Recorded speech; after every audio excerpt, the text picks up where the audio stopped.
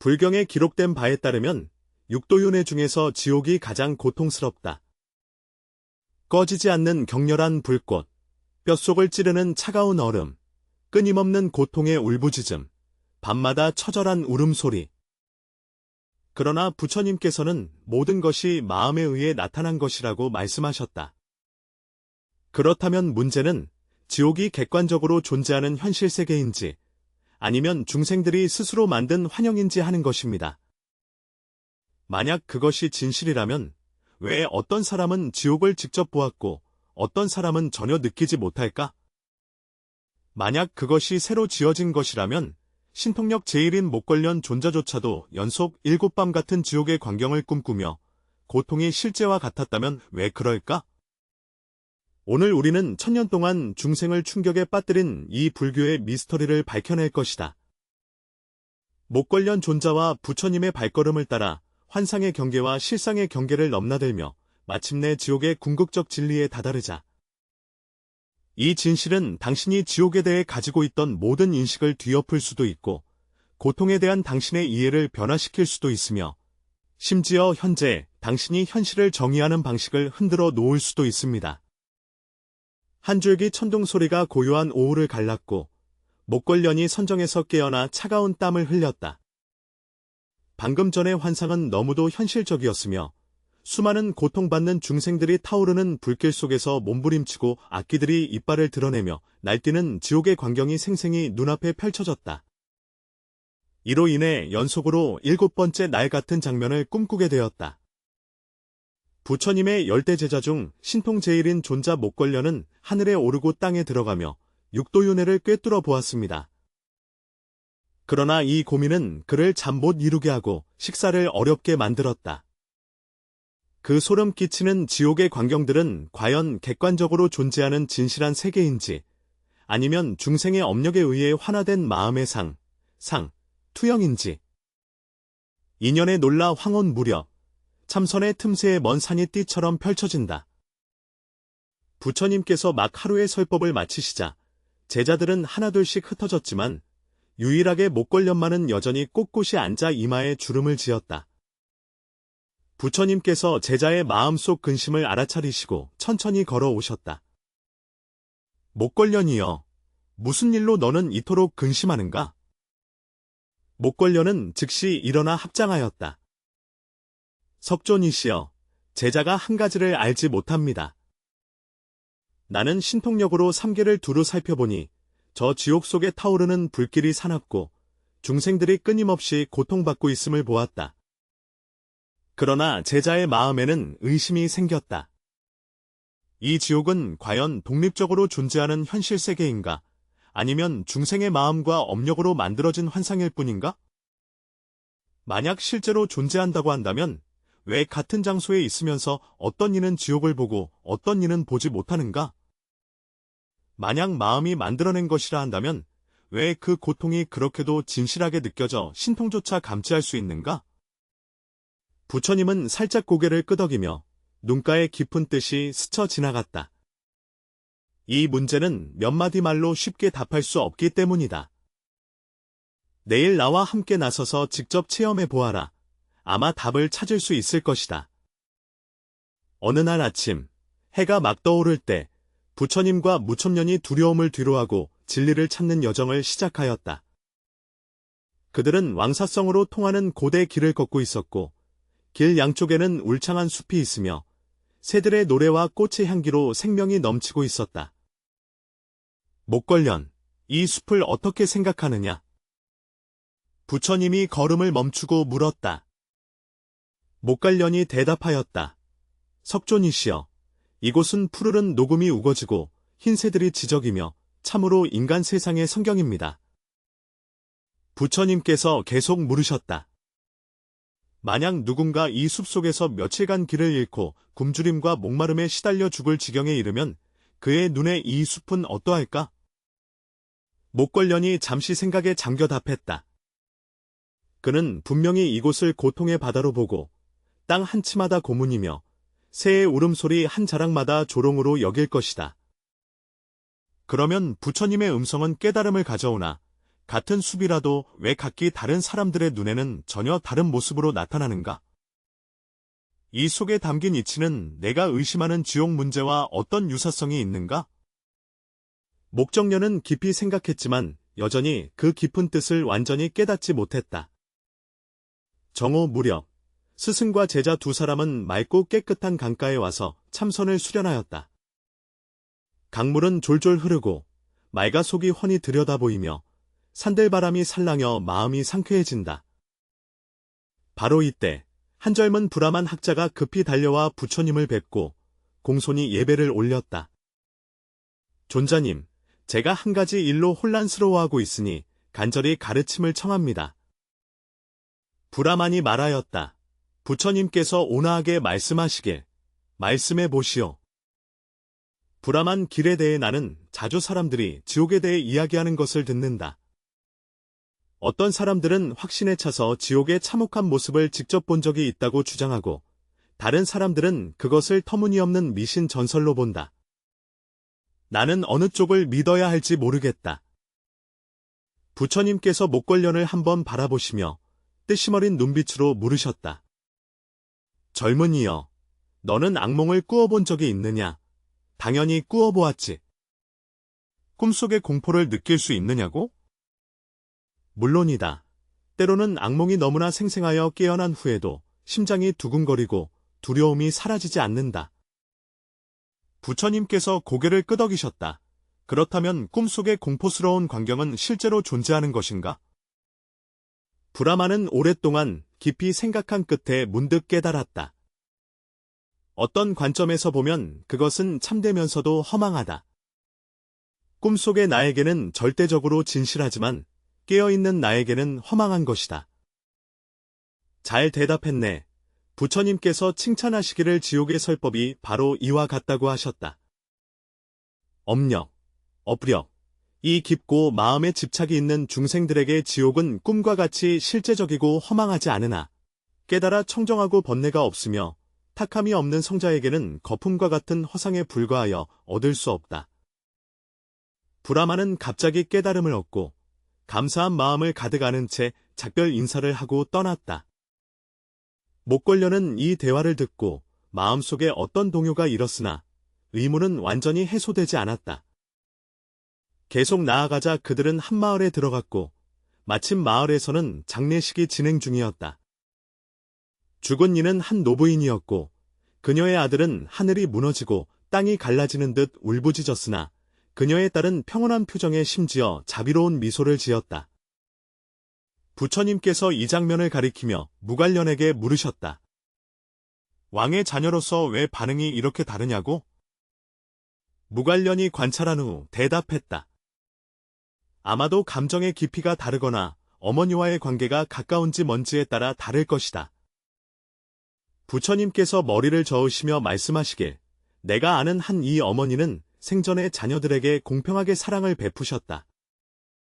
차이점은 아들이 어머니의 육체적 형상에 집착하여 죽음을 완전한 상실과 고통으로 여긴다는 것이다.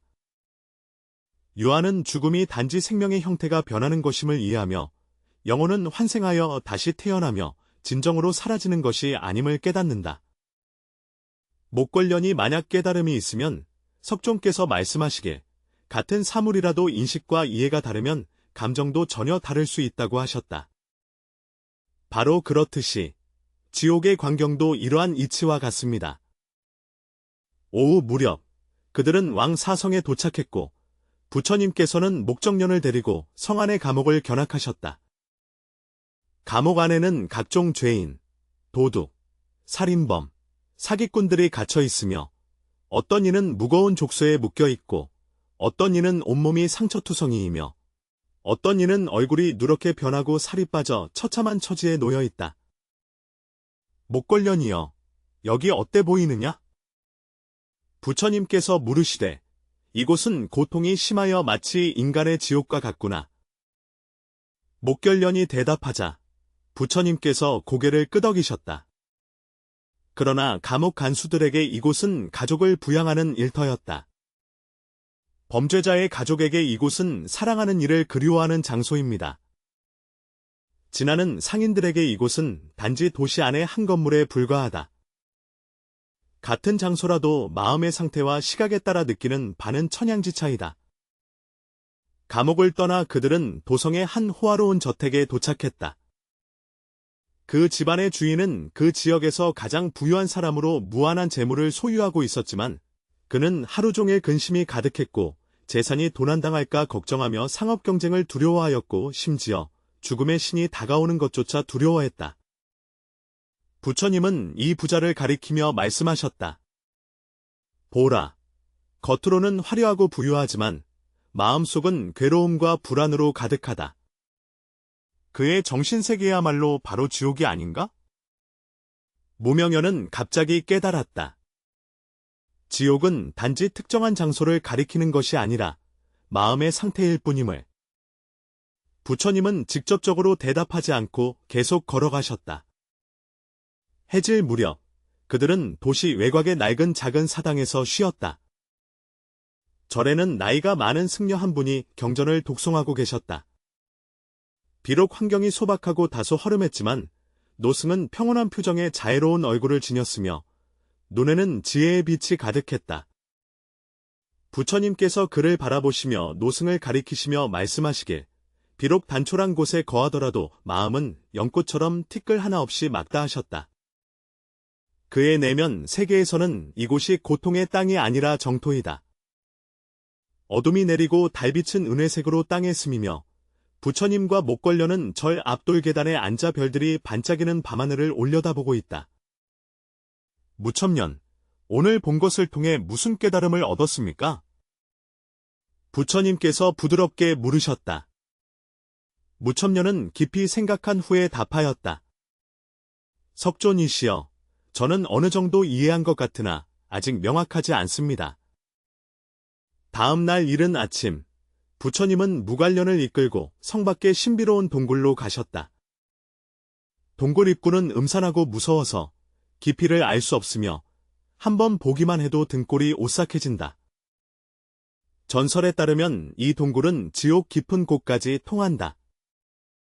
목걸련이여, 너는 감히 나와 함께 들어가겠느냐? 부처님께서 물으셨다. 목걸련은 주저하지 않고 말씀하셨다. 제자는 석존과 함께 진리를 탐구하기를 원합니다. 그들은 횃불을 밝히고 동굴 안으로 들어갔다. 더 깊이 들어갈수록 온도가 높아지고 공기는 더욱 무겁고 답답해진다. 오랫동안 걸어가던 중 갑자기 앞에 뜨거운 붉은 빛이 나타났다. 다가가 보니 바로 용암 활동 지역이었다. 끓어오르는 용암이 끊임없이 요동치며 숨막히는 열기를 발산한다. 바위벽 위의 그림자가 불빛에 비쳐 일그러져 마치 수많은 고통받는 이들의 형상이 몸부림치는 것처럼 보이고 바람 소리가 바위 틈새를 스치며 슬프게 울부짖는 듯 들린다. 목걸련은 크게 놀라며 말하였다. 세존이시여, 여기가 정말 지옥의 입구입니까? 부처님께서 차분히 말씀하셨다. 너는 신통으로 꼼꼼히 관찰하여 진실이 어떠한지 보아라. 목걸련은 눈을 감고 신통을 사용하니 잠시 후 눈을 뜨고 놀라며 말하였다. 석존이시여, 이곳은 원래 단지 평범한 지열 활동 지역일 뿐이며 고통받는 중생들은 바위 그림자와 불빛이 뒤섞여 생긴 시각적 착각일 뿐입니다. 처절한 울부짖음 소리도 바람이 바위 틈을 스치는 자연현상에 불과합니다. 부처님은 그를 깊이 바라보셨다. 보는 것이 반드시 실제인 것은 아니며 모든 것은 마음에 의해 나타난다. 지옥의 장면도 바로 그렇다. 동굴을 나와 부처님은 다시 목걸련을 데리고 중병을 앓고 있는 노인의 집으로 갔다. 노인은 병이 중태에 빠져 온몸이 참을 수 없을 정도로 고통스러우며 정신이 혼미하여 때때로 고통스러운 신음소리를 낸다. 그의 현재 상태가 지옥 중생과 무엇이 다른가? 부처님께서 물으셨다. 목걸련은 깊이 생각하니 육체는 병고에 시달리고 정신은 혼미하여 확실히 지옥에 빠진 것과 같았다. 육신은 비록 인간 세상에 있으나 마음과 정신은 이미 지옥에 들어갔다. 이것은 무엇을 의미하는가? 목걸련이 생각에 잠긴 듯하다. 지옥의 고통은 마음의 상태에서 비롯된다. 관찰이 아직 충분히 깊지 않으니 계속 보아라. 부처님께서 일러주셨다. 이때 노인의 딸이 들어와서 아버지를 돌보았다. 그녀는 부드럽게 아버지의 몸을 닦아드리며 물을 드리고 약을 먹여드리고 다정하게 위로해드렸다. 딸의 세심한 보살핌 아래 노인의 고통스러운 표정이 많이 완화되었고 얼굴에는 감사한 미소가 떠올랐다. 지금 부처님께서 다시 물으셨다. 목걸련은 갑자기 깨달았다. 딸의 자애로운 보살핌 덕분에 노인의 고통이 줄어들고 마음의 상태도 개선되었음을. 부처님께서 고개를 끄덕이셨다. 지옥의 고통은 외적인 인연에 의해 변화될 수 있는데 만약 완전히 마음이 지어낸 것이라면 외부 인연이 영향을 미칠 수 없고 만약 완전히 객관적으로 존재한다면 마음의 힘으로도 그 성질을 바꿀 수 없다. 목걸련의 마음속 안개가 서서히 걷히기 시작했으나 여전히 이해하지 못하는 부분이 남아 있었다. 노인을 떠나 그들은 시장에 갔다. 분비는 시장 안은 사람들의 목소리로 가득 차고 상인들은 물건을 팔기 위해 크게 외치며 구매자들은 값을 흥정하는 모습이 한눈에 번화한 광경을 보여준다. 부처님께서 한 얼굴에 미소가 가득한 상인을 가리키며 물었습니다. 너는 그가 행복해 보이는가? 목걸련이 살펴본 후 대답했습니다. 장사가 번창하는 것 같아 자연히 기분이 좋아 보입니다. 부처님은 신통력으로 그의 마음을 탐색하라고 말씀하셨다. 목걸련은 눈을 감고 잠시 머뭇거리며 놀라운 표정으로 말했다. 석존이여, 그는 겉으로는 미소를 짓고 있지만 내면은 불안과 계산으로 가득 차 있으며 손해를 걱정하고 경쟁을 두려워합니다.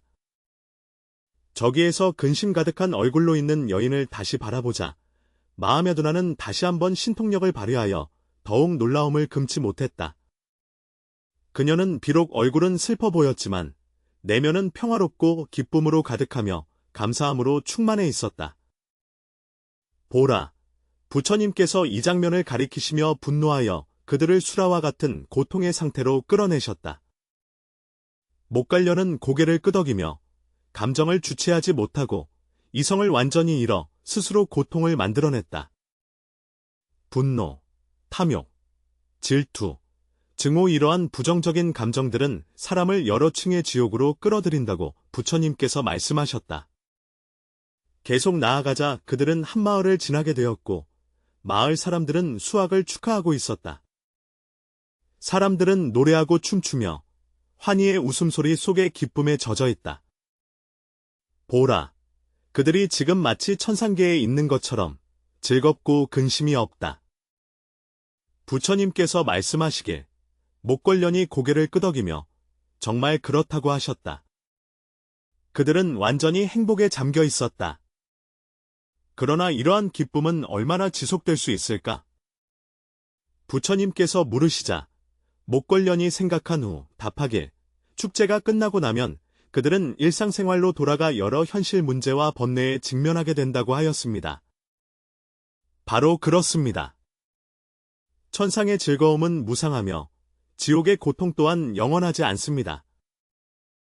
모든 것은 인연의 모임과 흩어짐에 따라, 조건이 변함에 따라, 처지가 따라서 변한다. 정진선원으로 돌아가는 길에 그들은 한방랑 수행자를 만났다. 이 사람은 남루한 옷을 입고 수척한 모습을 하고 있으나 표정은 평온하며 두 눈은 맑고 깨끗하여 초탈한 지혜를 드러내고 있다. 그를 보라. 물질적인 조건으로 보면 가난하고 공공하지만 정신적인 상태로 보면 평화롭고 기쁨에 차 있다. 부처님께서는 목적연이 어떤 깨달음을 얻었을 때 물질과 정신, 외경과 내심이 자주 일치하지 않으며 지옥과 천국도 이와 같은 이치라고 지적하셨다. 늦은 밤, 그들은 한 작은 마을에서 숙박하였다. 달빛이 밝게 비치고 스승과 제자는 마당에 앉아 깊은 이야기를 계속 나누었다. 존자께서 이틀간의 견문은 제게 큰 도움이 되었으나 지옥이 실제로 존재하는지 혹은 새롭게 창조된 것인지에 관한 근본적인 문제에 대해서는 아직 의문이 남아 있습니다. 목걸련이 공손히 물었다. 부처님 미소. 목겸련, 내가 내게 묻노니, 시류, 실제로 존재함, 란 무엇인가? 목걸련은 생각한 후 대답했다. 시류, 신류는 객관적으로 존재하며 사람의 주관적 인식에 의존하지 않는다. 그렇다면 이 세상에 진정으로 실제하는 것이 무엇인가? 목걸련이 다시 생각했다. 산천강류, 일월성신은 실제하는 것이 아닐까? 부처님께서 살며시 고개를 저으셨다. 산천강류는 지진과 해일 앞에서 연약하고 일월성신 또한 긴 시간 속에서 소멸하고 흩어질 것이다. 진실한 존재란 단지 상대적이고 일시적인 존재일 뿐이다. 목결련은 문득 깨달았다. 석종께서 일찍이 말씀하시기를 세상의 만물은 모두 무상히 변화하며 절대적인 시작과 존재가 없다고 하셨다. 모든 것은 인연과 합으로 인해 생겨나고 인연이 흩어지면 곧 소멸하며 영원불변의 시작과 존재는 없다. 붓다는 돌을 확인했으니 모든 것이 마음이 만든 것인가? 부처님의 미소, 모든 것이 마음에서 비롯된 것이라면 배고픈 사람은 음식을 상상하기만 해도 배를 채울 수 있고 목마른 사람은 맑은 물을 관상하기만 해도 갈증을 해소할 수 있습니다. 분명히 사실은 그렇지 않다. 목결련이 말하길 생사와 같아 완전히 실제하는 것도 아니며 순수하게 마음이 지어낸 것도 아니다. 부처님께서 고개를 끄덕이며 점차 진리의 핵심에 가까워지고 계셨다.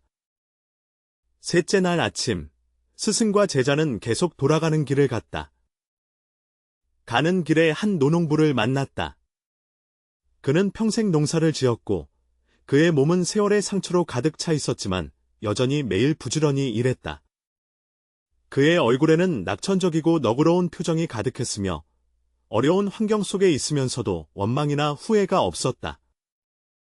부처님께서 지적하시자 목걸련은 고개를 끄덕이며 현실을 받아들이고 본분에 안주하며 마음이 평화로웠다.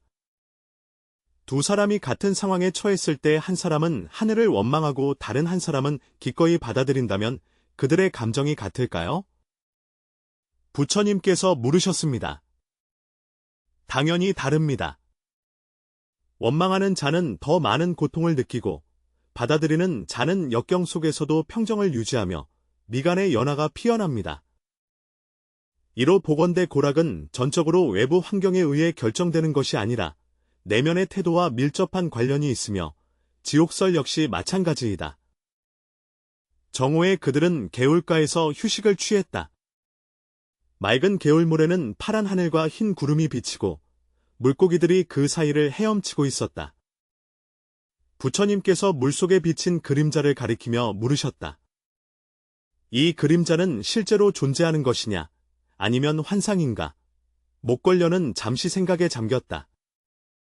완전히 실제하는 것은 아니다. 왜냐하면 만질 수도 잡을 수도 없기 때문이다. 또한 순수한 환상도 아니다. 왜냐하면 분명히 볼 수 있기 때문이다. 예를 들어 지옥의 모습은 물속의 그림자와 같다. 외부의 경계가 있고 내면의 투사도 있으며 이 두 가지는 상호작용하며 분리할 수 없다. 계속 나아가자 그들은 한 묘지를 지나갔다. 묘지에서 한 노부인이 남편의 죽음을 슬퍼하며 울고 있다. 그녀는 지금 어디에 있습니까?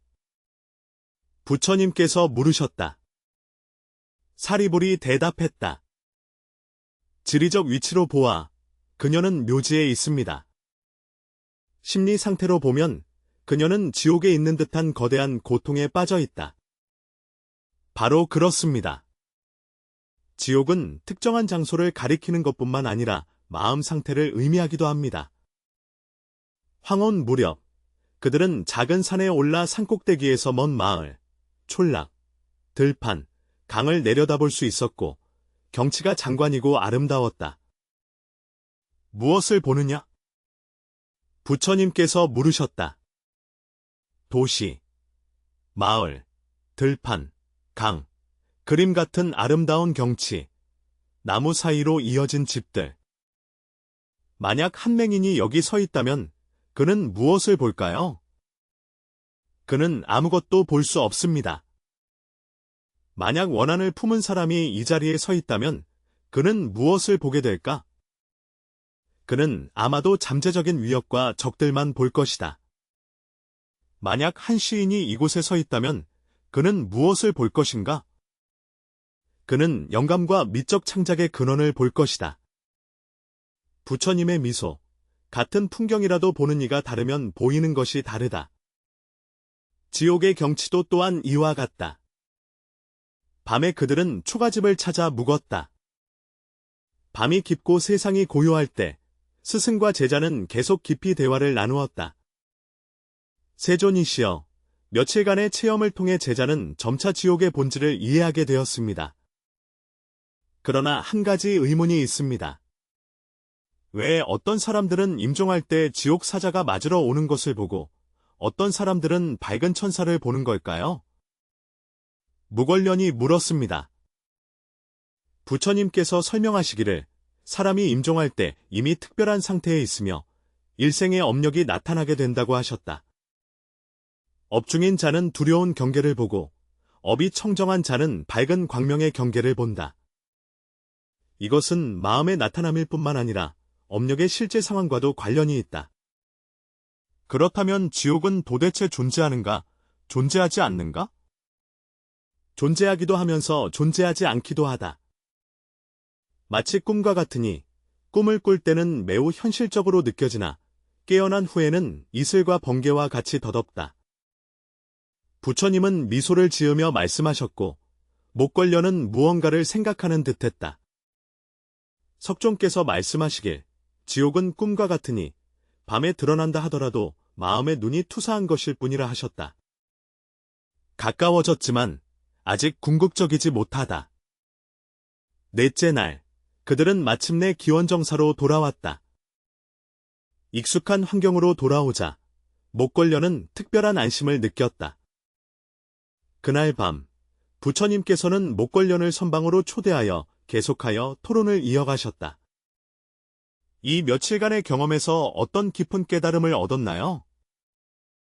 부처님께서 물으셨다. 무목련은 대도를 공경하였는가?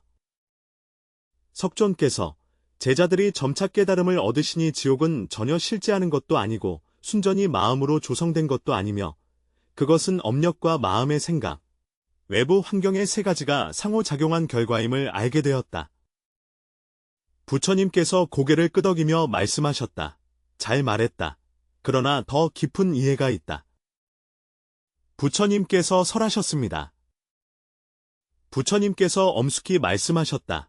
목걸련이여, 궁극적인 의미에서 모든 법은 본질적으로 공이며 아무것도 없느니라. 지옥, 천국, 인간 세계는 모두 인연에 따른 환상이며 본성은 공적이고 정멸하다. 그러나 집착하는 중생에게는 이러한 환상이 진실로 다가와 마치 꿈속 사람이 꿈임을 알면서도 꿈의 영향에서 벗어날 수 없는 것과 같다. 목걸련은 갑자기 크게 깨달았다. 세종께서 말씀하시기를 최고 진리로 보면 지옥은 공이지만 현상계에서 볼 때는 업중생에게 그것이 실제라고 하셨다. 바로 이것이 사상과 심상의 일치된 진리이다.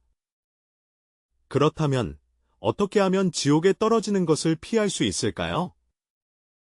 목걸련이 계속해서 물었다. 수신양성, 마음을 정화하고 지혜를 증장하며 악업을 끊고 선행을 배양하며 제법의 실상을 명료히 한다. 이와 같이 설사 역경에 처해 있더라도 마음은 영꽃과 같아 오염되지 않는다. 목걸련이 합장하며 제자가 이해하였습니다. 지옥의 모습은 때때로 나타나기도 하고 새롭게 만들어지기도 하며 중요한 것은 우리가 이를 어떻게 인식하고 대하는가에 달려있다. 선제, 붓다가 칭찬하시다. 바로 그때 밖에서 갑자기 천둥이 크게 울리고 번개가 번쩍였다. 한 젊은 비구가 급히 달려와 긴급한 상황이 있어 부처님께서 처리해 주셔야 한다고 알렸다. 부처님께서 일어나시며 목걸련이 오늘 밤은 여기까지 하자고 하셨다. 이틀 동안의 가르침을 잘 생각하며 목걸련은 공손히 부처님을 배웅하고 자신의 선실로 돌아가 조용히 앉아 깊이 생각에 잠겼다. 그는 지난 며칠 동안의 경험을 되새겼다. 숲속에서 길을 잃은 자, 감옥에 갇힌 죄수, 병들어 고통받는 노인, 분노에 사로잡힌 청년, 슬픔 속의 과부, 이들은 비록 인간 세상에 살고 있지만 어느 정도 지옥과 같은 고통을 체험하고 있다. 동시에 그는 그 평온한 고행자, 낙천적인 늙은 농부, 소박한 환경에서 경전을 독송하는 노승을 떠올렸다. 이들은 물질적으로는 부족했지만 마음이 고요하고 청정하여 평화와 기쁨을 느꼈다. 목결련은 점차 깨달았다. 지옥과 천국은 단지 사후의 처소가 아니라 현재의 마음 상태임을. 업력은 우리를 다양한 경지로 이끌고 마음가짐은 어떤 환경에서든 우리의 진정한 감정을 결정한다. 그러나 한 가지 의문이 그를 계속 괴롭혔다. 자신이 신통으로 본 지옥의 모습은 과연 무엇인가? 그것이 실제로 존재하는 것인가? 아니면 자신의 마음이 투영한 것인가? 다음 날 이른 아침, 목걸련은 부처님을 찾아가 다시 가르침을 청하려 했으나 부처님께서 이미 경사처를 떠나 먼 설산으로 홀로 수행하러 가셨다는 소식을 듣고 크게 놀랐다. 더 이상하게도 한 통의 신비한 편지가 도착했는데 그 편지에는 그가 시험을 맞이할 것이라 하였고 이 시험이 그로 하여금 지옥의 궁극적인 본질을 완전히 깨닫게 할 것이라고 적혀 있었다. 천둥 한 줄기가 하늘과 땅을 가르자 목표걸련 앞에 세상이 비틀리고 변형되기 시작했다. 하늘은 핏빛으로 변하고 대지는 불타기 시작했다. 그는 자신이 끝없는 어둠의 심연으로 떨어지고 있음을 깨달았다. 어둠 속에서 목결련은 몸이 급격히 떨어지는 것을 느꼈고 사방에서 여러 가지 무서운 소리들이 들렸다. 비명, 포효, 찢어지는 소리, 타오르는 불꽃 소리였다. 점점 그는 익숙한 지옥의 광경을 보았다. 불지옥에서는 중생들이 불길에 태워지고 한빙지옥에서는 중생들이 혹한에 얼어터지며 도산검수지옥에서는 중생들이 날카로운 칼날에 찢겨졌다. 모든 것이 그의 신통 안에서 본 것처럼 진실하고 무서웠다. 하지만 이번에는 달랐다. 목걸련은 자신이 더 이상 방관자가 아니라 이 지옥 속 중생 중 한 명이 되었음을 깨달았다.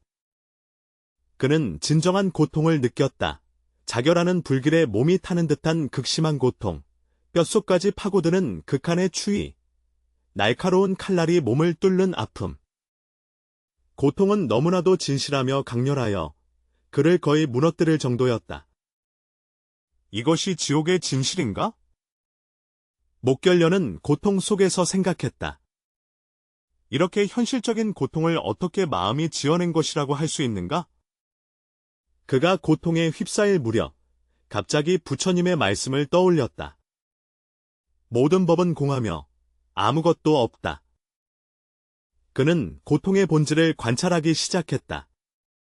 고통은 어디에서 오는가? 누가 고통을 느끼는가? 고통을 느끼는 이 나는 무엇인가? 관찰이 깊어지면서 문득 깨달았다. 그가 더 이상 고통에 저항하지 않고 내가 고통받고 있다는 생각에 집착하지 않을 때 고통은 미묘한 변화를 일으키기 시작했다. 그것은 여전히 존재하지만 더 이상 압도적인 힘을 지니지 않는다. 그랬구나.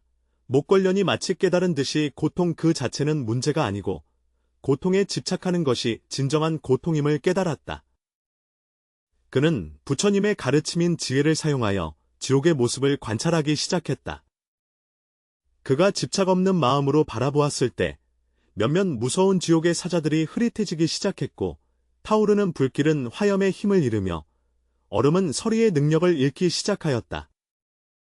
이 모든 광경들은 확실히 나의 마음 생각이 비친 것이다.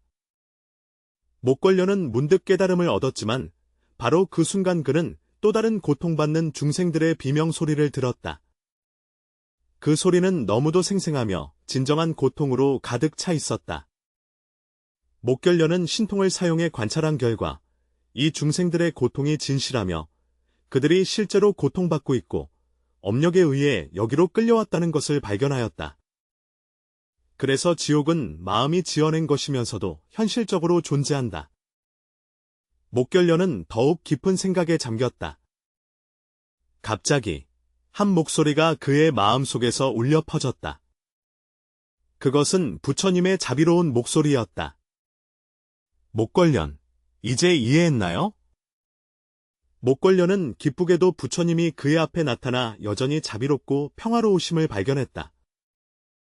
성존이여, 왜 여기 계십니까? 부처님께서 미소 지으며 말씀하셨습니다. 저는 항상 여기 있었고, 또한 항상 여기에 있지 않았습니다. 중요한 것은 지금 당신이 지옥의 진실을 분명히 이해하고 있습니까? 목결련이 잠시 생각한 후 깊이 말하였다. 석존이시여, 저는 이해했습니다.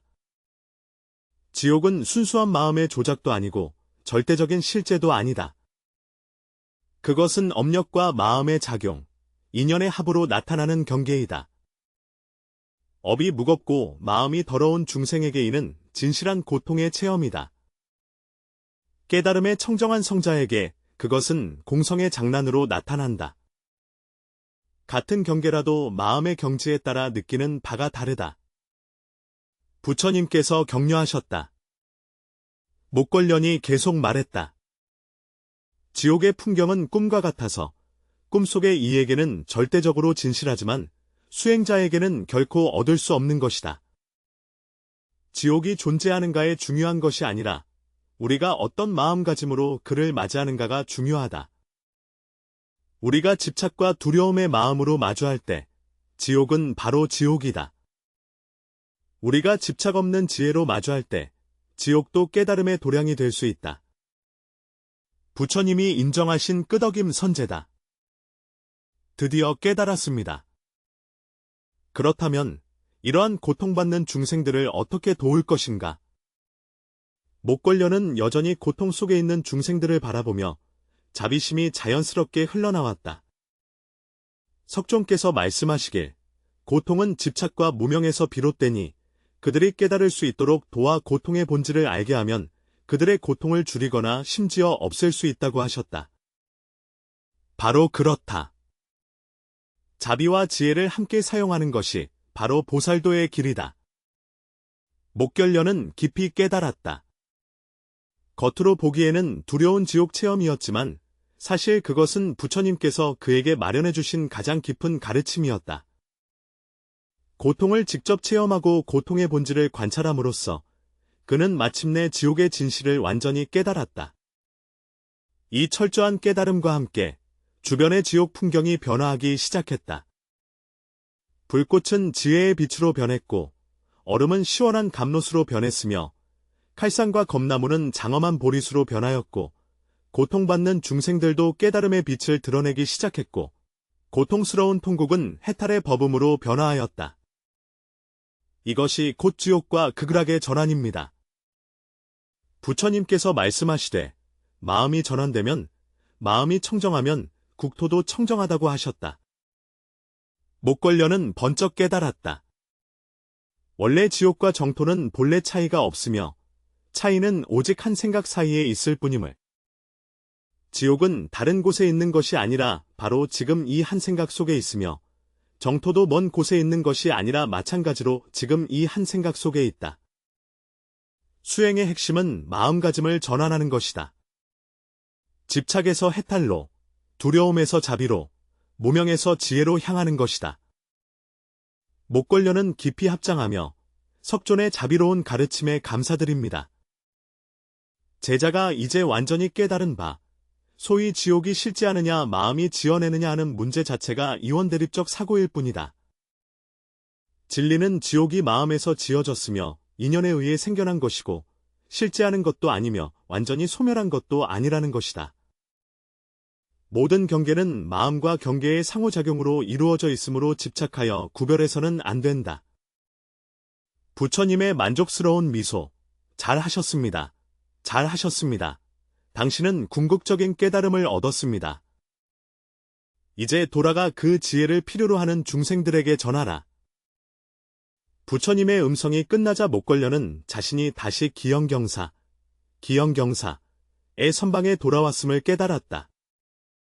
아침 햇살이 커튼 사이로 방 안에 스며들고 새들이 나뭇가지 위에서 노래하니 모든 것이 평화롭고 아름답다. 그러나 그는 자신이 더 이상 예전의 목걸련이 아님을 알고 있었다. 이번 깊은 체험을 통해 그는 지옥의 진실을 완전히 깨달았다. 지옥은 독립적으로 존재하는 객관적 실체도 아니고 순수한 주관적 심리 투서도 아니며 마음 상태, 업력, 인연이 상호작용한 현상이다. 업에 고통받는 자에게는 참된 고통의 체험이며 깨달은 자에게는 공성의 드러남이다. 중요한 것은 지옥이 실제하는지 허무한지가 아니라 어떠한 마음가짐으로 모든 경계를 대하는가에 달려있다. 이 날부터 목걸련의 가르침은 새로운 깊이를 갖게 되었다. 제자들이 지옥, 천국, 윤회 등에 대해 물었을 때 그는 항상 미소를 지으며 말하였다. 모든 경계는 바로 현재 이 순간에 있다. 지옥을 경험하고 싶습니까? 분노와 탐욕, 증오로 당신의 마음을 가득 채우세요. 천국을 경험하고 싶습니까? 자비, 지혜, 기쁨으로 당신의 마음을 가득 채우세요. 수행의 비밀은 바로 여기 있다. 마음을 돌리면 경계가 바뀌고 마음의 상태가 곧 국토의 상태이다. 그의 말은 모든 청중의 마음을 깊이 감동시켰다. 왜냐하면 그들은 이것이 이론이 아니라 진실한 체험에서 우러난 지혜임을 알기 때문이다. 목걸련은 자신의 직접적인 경험을 통해 부처님의 가르침인 모든 경계가 마음의 현현임을 증명하였다. 그러나 이러한 현현은 순전히 주관적인 환각이 아니라 마음과 경계가 상호작용한 진정한 결과임을 보여주었다. 부처님께서 말씀하신 바와 같이 마음이 경계를 전환할 수 있으면 곧 열애와 같으며 우리가 깨달은 마음으로 모든 것을 바라볼 때 지옥도 극락으로 변할 수 있습니다. 우리가 혼미한 마음으로 현실을 마주할 때 정토도 지옥이 될 수 있다. 이것이 지옥과 마음이 만들어내는 변화의 궁극적인 답이며 이원적 대립을 초월하여 마음의 본질을 곧바로 지시하고 현재의 한 생각 안에서 모든 지혜를 원만히 성취하는 것이다.